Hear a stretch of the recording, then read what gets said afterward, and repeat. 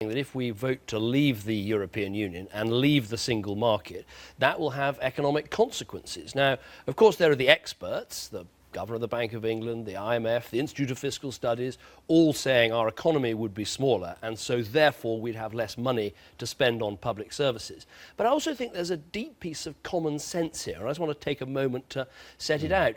In the single market, we get free access to 500 million consumers. That's crucial for our economy. It's where almost half of what we sell goes. If we have less good access, which we would if we left, obviously that's going to impact our economy. That will impact our car makers, our aeroplane makers, the service industries. I mean, looking behind us at that enormous industry on the wall of the London Financial Centre. So if we restrict our access, we will be less well off, and that obviously affects what we can spend on public services. There's no saving from leaving the EU. There's a cost, and my message is very clear, which is don't risk it. I guess there are two things you could say about that. One is that these things, ring-fencing the NHS, spending enough money on our defences and so forth, these are political choices. You could equally say that you'd raise taxes or raise borrowing.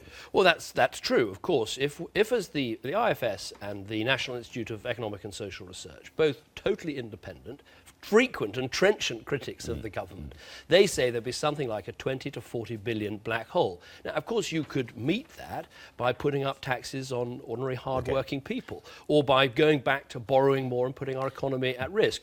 Or it could be cuts in things like pensions or health or other. And look, my point is we don't have to vote for that. We don't have to risk it.